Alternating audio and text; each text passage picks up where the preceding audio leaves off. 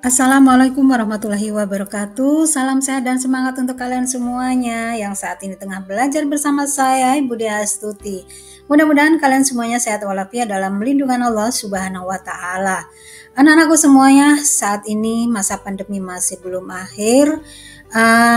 Marilah kita lakukan jaga diri masing-masing sebaik mungkin, tetap mengikuti protokol kesehatan, memakai masker, minum vitamin, rajin mencuci tangan dengan sabun, menghindari kerumunan, dan menjaga jarak dengan orang lain. Nah, anak-anakku, semoga pandemi ini segera berakhir ya, dan kita segera bisa masuk ke era new normal. Pembelajaran kita hari ini adalah otomatisasi tata kelola humas dan keprotokolan dengan kompetensi dasar 3.11 memahami ruang lingkup keprotokolan, 4.11 melakukan pengelompokan ruang lingkup keprotokolan. Adapun pembahasan ini bertujuan bahwa setelah siswa menyimak slide pembelajaran ini, diharapkan siswa akan mampu mengidentifikasi ruang lingkup keprotokolan dan juga siswa akan mampu melakukan pengelompokan ruang lingkup keprotokolan.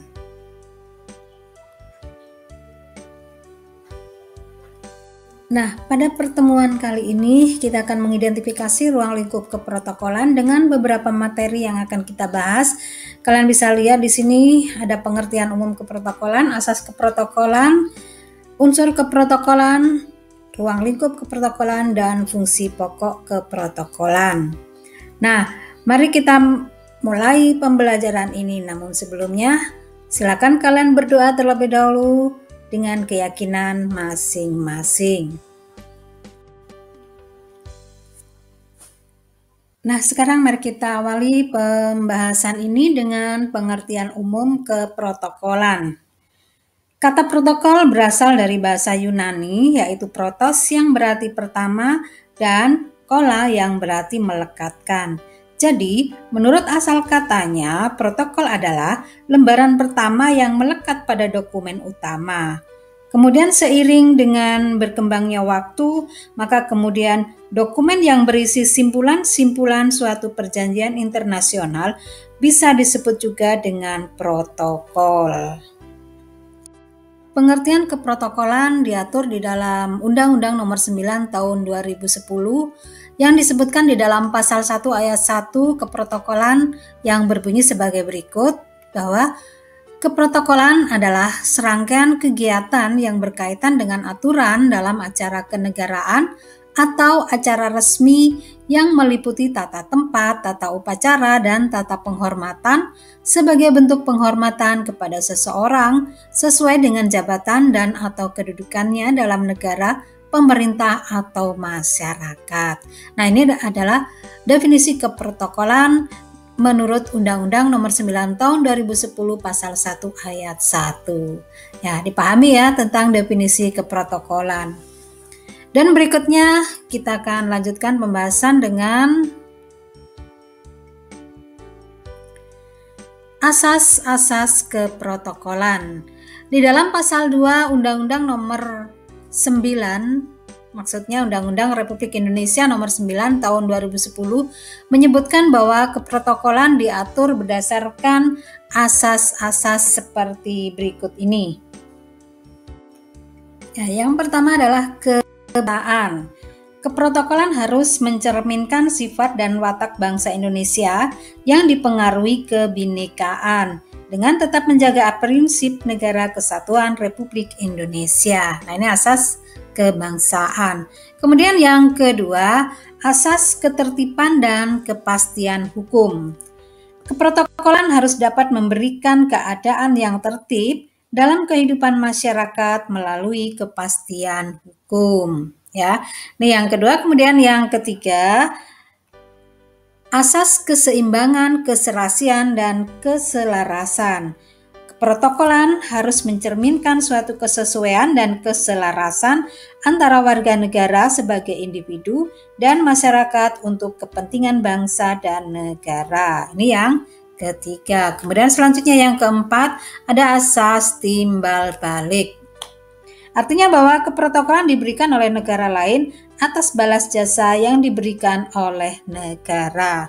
Nah, inilah 4 asas keprotokolan yang diatur di dalam pasal 2 Undang-Undang Republik Indonesia nomor 9 tahun 2010. Nah, bisa dipahami ya. Jadi bisa kita simpulkan di sini bahwa yang dimaksud dengan asas keprotokolan adalah asas yang mengatur bidang keprotokolan serta harus dijunjung dan diterapkan oleh setiap pelaksana protokoler. Nah, dipahami ya. Nah, setelah tadi kita sudah memahami tentang asas keprotokolan, pembahasan berikutnya yaitu unsur keprotokolan. Ada 4 unsur keprotokolan di sini yang bisa kita pahami, harus kita pahami ya. Yang pertama adalah tata cara.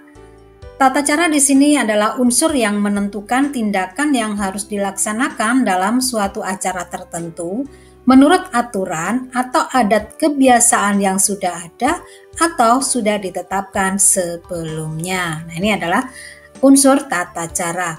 Kemudian yang kedua, unsur tata krama. Unsur tata krama di sini merupakan unsur yang memperhatikan pilihan kata, tata cara berkomunikasi, serta berperilaku yang disesuaikan dengan jabatan atau tujuan acara. Ya, paham ya? Kemudian yang ketiga adalah unsur aturan adat kebiasaan. Nah, unsur ini adalah suatu aturan yang menjadi kebiasaan yang telah ditetapkan secara universal oleh suatu negara. Dan yang keempat yaitu unsur tata penghormatan. Tata penghormatan adalah unsur yang mengatur tentang tata cara kesopanan terhadap orang lain dalam suatu acara keprotokolan. Nah, inilah unsur-unsur keprotokolan yang perlu dipahami oleh seorang protokoler ya. Dan selanjutnya, kalau ini sudah dipahami, kita lanjutkan ke bahasan berikutnya.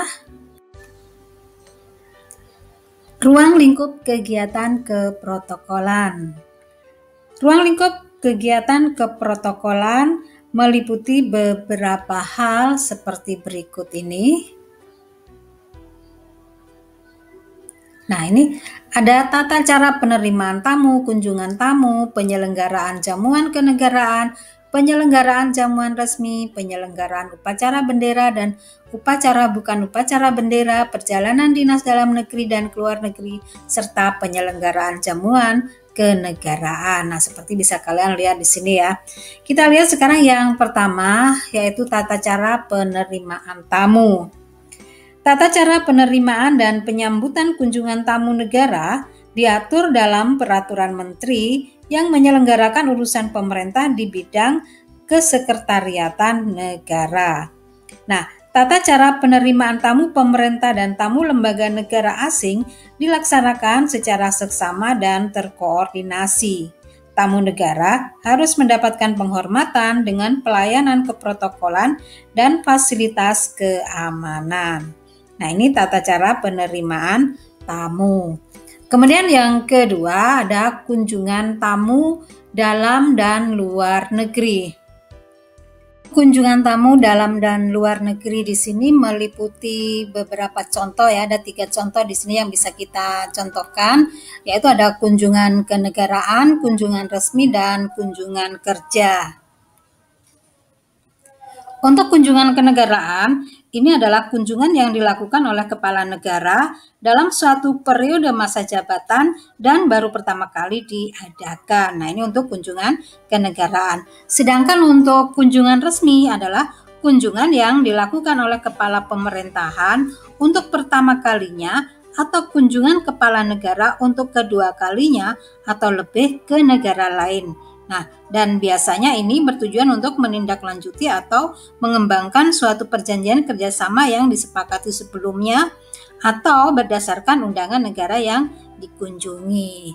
Nah, sedangkan untuk yang ketiga, kunjungan kerja, ini adalah kunjungan yang ketiga kalinya atau lebih oleh seorang kepala negara ataupun kepala pemerintahan ke suatu negara tertentu. Nah, ini 3 contoh kunjungan tamu dalam dan luar negeri. Nah, paham ya? Sekarang kita kembali lagi ke bagian yang tadi. Nah, kita kembali lagi ke sini ya, ruang lingkup kegiatan keprotokolan. Tadi sudah ada 2 lingkup yang sudah kita bahas. Yang berikutnya yang ketiga adalah penyelenggaraan jamuan kenegaraan. Yang dimaksud dengan jamuan kenegaraan di sini adalah jamuan yang diperuntukkan bagi kepala negara dalam suatu kunjungan kenegaraan. Misalnya negara kita kedatangan tamu dari luar negeri. Nah, seperti itu. Itu kita adakan perjamuan dengan keprotokolan yang di mana semuanya diatur sesuai dengan peraturan yang berlaku dalam undang-undang keprotokolan. Kemudian yang berikutnya ada penyelenggaraan jamuan resmi. Nah, untuk jamuan resmi di sini ini diperuntukkan bagi kepala pemerintahan dan pimpinan organisasi internasional dalam suatu kunjungan resmi. Itu ya. Sebetulnya sama antara jamuan kenegaraan dengan jamuan resmi ini, hanya berbeda di siapa yang datang, dari jenis tamunya ya. Kemudian yang berikutnya ada penyelenggaraan upacara bendera dan upacara bukan upacara bendera. Nah, untuk upacara bendera ini adalah kegiatan pengibaran bendera merah putih yang dilaksanakan dalam memperingati hari-hari besar nasional. Sedangkan untuk upacara bukan upacara bendera, ini adalah kegiatan yang memerlukan pengaturan protokol seperti misalnya penerimaan tamu resmi kepala lembaga administrasi negara, pembukaan seminar, pelantikan pejabat, ataupun misalnya tanda tangan nota kesepahaman antar instansi atau negara lain. Nah, ini. Kemudian yang berikutnya ada juga yang diatur dalam keprotokolan ini perjalanan dinas dalam negeri dan ke luar negeri. Kemudian selanjutnya yaitu penyelenggaraan rapat dinas. Rapat kedinasan di sini bisa dimaknai sebagai sebuah pertemuan yang melibatkan banyak orang dalam suatu organisasi kedinasan untuk membahas suatu masalah tertentu. Nah, inilah ruang lingkup kegiatan keprotokolan. Dipahami semuanya ya. Dan nanti pada pertemuan selanjutnya kita akan membahas masing-masing ruang lingkup ini pada pembahasan selanjutnya. Nah, kemudian yang selanjutnya setelah kita perkenalkan di sini ruang lingkup kegiatan keprotokolan, kita lanjut dengan materi berikutnya yaitu fungsi pokok keprotokolan. Keprotokolan memiliki fungsi pokok yaitu turut menjaga dan meningkatkan citra institusi yang pada umumnya memiliki serangkaian aturan atau tata cara yang menjadi rujukan ketika mengadakan acara resmi atau menyambut tamu yang berkunjung ke institusi tersebut. Nah, fungsi keprotokolan di sini meliputi beberapa jenis seperti yang bisa kalian lihat di sini ya. Ada fungsi perencanaan, pengorganisasian, fungsi penggerak, pengawasan, pengkoordinasian ataupun fungsi pengambilan keputusan. Nah, yang pertama di sini ada fungsi perencanaan. Untuk fungsi perencanaan di sini adalah fungsi yang mengatur tentang tujuan suatu acara yang akan dilaksanakan. Nah, hal ini ya untuk fungsi perencanaan ini meliputi misalnya pemilihan waktu, tempat, ataupun situasi yang akan digunakan. Nah, ini fungsi perencanaan. Kemudian yang kedua ada fungsi pengorganisasian. Nah, untuk fungsi pengorganisasian di sini yaitu fungsi yang mengatur anggota kepanitiaan yang terlibat dalam suatu acara secara terperinci. Kemudian yang ketiga, fungsi penggerakan. Fungsi penggerakan ini adalah fungsi yang memiliki tugas sebagai pengawas atau pendorong anggota-anggota yang terlibat dalam suatu acara. Nah, kemudian yang berikutnya ada fungsi pengawasan. Fungsi pengawasan yaitu fungsi yang digunakan sebagai suatu alat untuk memberikan pengamanan dan rasa jera bagi karyawan yang tidak memenuhi peraturan. gitu ya. Kemudian berikutnya ada fungsi pengkoordinasian. Fungsi pengkoordinasian di sini adalah fungsi yang mengatur sikap kekompakan kerjasama pada setiap anggota dalam suatu sistem keprotokolan. Nah, pahami ya? Kemudian selanjutnya ada fungsi pengambilan keputusan. Nah, untuk fungsi yang ini adalah fungsi yang bertujuan untuk memutuskan segala sesuatu yang berkaitan dengan hasil perencanaan suatu kelompok keprotokolan yang digunakan pada suatu acara. Nah, inilah fungsi-fungsi dari keprotokolan atau fungsi pokok keprotokolan. Dipahami ya penjelasan ini? Dan bila kalian telah paham dengan penjelasan ini, maka berarti pembahasan ini sudah selesai dengan kompetensi dasar 3.11 memahami ruang lingkup keprotokolan dengan materi ruang lingkup keprotokolan. Nah, dari hasil pembahasan kita hari ini kita dapat menyimpulkan bahwa keprotokolan dapat dimaknai sebagai sebuah aturan baku yang menyangkut penyelenggaraan acara-acara resmi pemerintah, cara memperlakukan pejabat pemerintah dalam aktivitas kedinasan, dan cara penyelenggaraan kegiatan oleh instansi pemerintah atau masyarakat umum. Nah, inilah kesimpulan kita untuk mata pelajaran pembahasan hari ini tentang ruang lingkup keprotokolan. Dan ada tugas untuk kalian kerjakan 2 soal ini di buku tulis, kalian tulis jawabannya, kemudian beri identitas pada masing-masing lembar jawaban kalian. Difoto hasilnya, kirimkan di Google Classroom. Nah, selamat belajar untuk kalian semuanya. Tetap sehat dan semangat. Sampai jumpa. Wassalamualaikum warahmatullahi wabarakatuh.